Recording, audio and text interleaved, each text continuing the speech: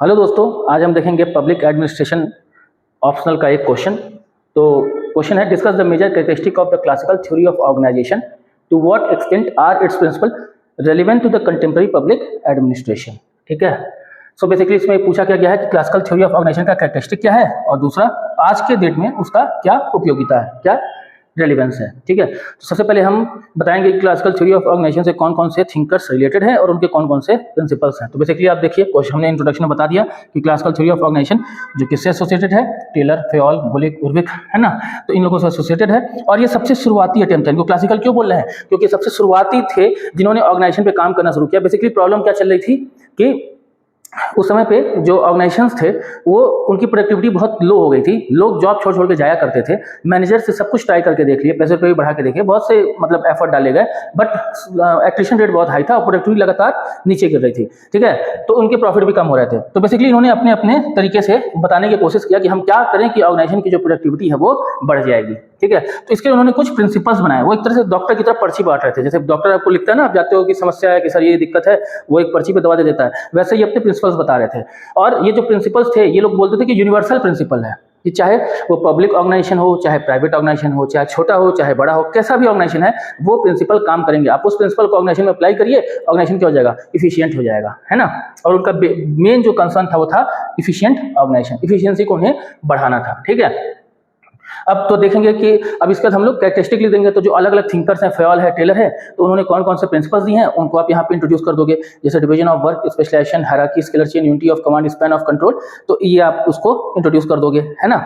उसका रेलिवेंस क्या है आज के डेट में, तो रेलिवेंस हम ऊपर से एक एक पॉइंट उठाएंगे, उसका रेलिवेंस बताएंगे। जैसे हायरार्की और यूनिटी ऑफ कमांड, तो हायरार्की मतलब हमें पता है ना कि भाई डीजीपी साहब होंगे, फिर आईजी साहब होंगे, फिर डीआईजी साहब होंगे, फिर एसएसपी साहब है, तो ये हायरार्की है। ठीक है, कैसे इन्फॉर्म मतलब कैसे चेन ऑफ कमांड क्या होगा। और unity of command, unity of command मतलब एक लीडर होगा, है ना। मतलब मेरा बॉस एक ही हो सकता है। अगर मेरे पास दो बॉस हो गए ऊपर के, ठीक है, तो एक कुछ बोल रहा है और दूसरा, जैसे दिल्ली में अगर आप देखें तो दिल्ली में अगर कोई अधिकारी है और अगर वहाँ पे सीएम अलग पार्टी के हैं और सेंटर में पार्टी अलग है, तो वहाँ पे एलजी अगर कुछ बोल रहे हैं और सीएम साहब कुछ बोल रहे हैं, तो जो अधिकारी वो पिसता है कि मैं किसकी बात मानूं। तो इसीलिए यूनिटी ऑफ कमांड होना चाहिए कि एक सबऑर्डिनेट को एक ही सुपीरियर से क्या आना चाहिए, ऑर्डर आना चाहिए। तो ये रेलिवेंट आज भी है कहाँ पे, मिलिट्री, पुलिस, डिजास्टर मैनेजमेंट के टाइम पे या किसी भी इमरजेंसी के टाइम पे, कि आपको क्लियर कमांड मिलना चाहिए, आपको पता है कि मुझे इनकी बात माननी है। ठीक है, फिर आपको डिवीजन ऑफ वर्क करना चाहिए। तो जैसे हम देखें गवर्नमेंट ऑफ इंडिया में एक बड़ी ऑर्गेनाइजेशन है, हमने वहाँ पे डिवीजन ऑफ वर्क किया है। कैसे किया है, अलग अलग मंत्रालय और अलग अलग विभाग बनाए हैं। जैसे एजुकेशन मंत्रालय है, उसका काम शिक्षा का है। हेल्थ मंत्रालय है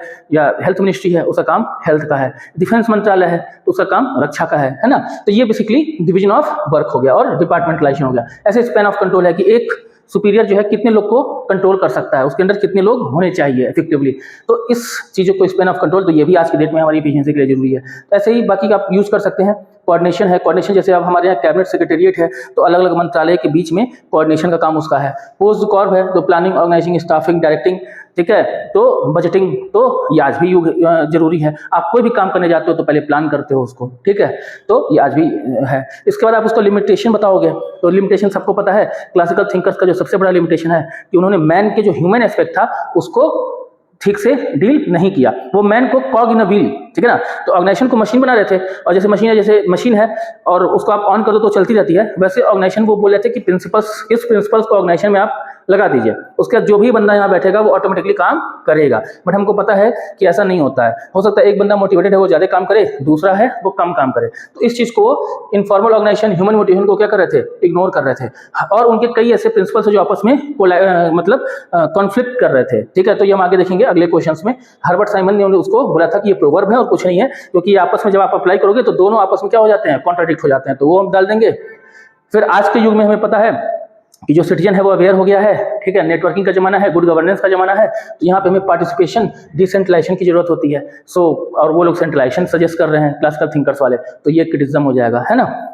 उसके बाद हम उसको कंक्लूजन दे देंगे कि हाँ, क्लासिकल प्रिंसिपल्स बिल्कुल खत्म नहीं हुए हैं, आज भी जरूरी हैं, हमें स्ट्रक्चर आज भी चाहिए, ठीक है, हमें डिसिप्लिन, हमें चेन ऑफ कमांड, हमें अथॉरिटी, हमें हायरार्की आज भी चाहिए, बट कंटेक्चुअल है, हर जगह नहीं। अब जैसे साइंटिफिक ऑर्गेनाइजेशन में आप इसका उपयोग नहीं कर सकते। साइंटिफिक ऑर्गेनाइजेशन में अगर आप स्ट्रिक्ट हायरार्की रखोगे और ज़्यादा चेन ऑफ कमांड रखोगे या इनोवेशन वाली जगहों पे करोगे तो वहाँ पे काम नहीं, वहाँ फ्रेंडली इन्वायरमेंट चाहिए। बट जहाँ पे पुलिस है, जहाँ पे आर्मी है, वहाँ पे आपको क्लियर लाइन ऑफ कमांड चाहिए, वहाँ पे आज भी ये उपयोग हो सकता है। तो इसलिए ये क्या है, कंटेक्चुअल है, ठीक है, इसलिए हम उसको ट्विक करके आज भी इसको हम यूज करते हैं।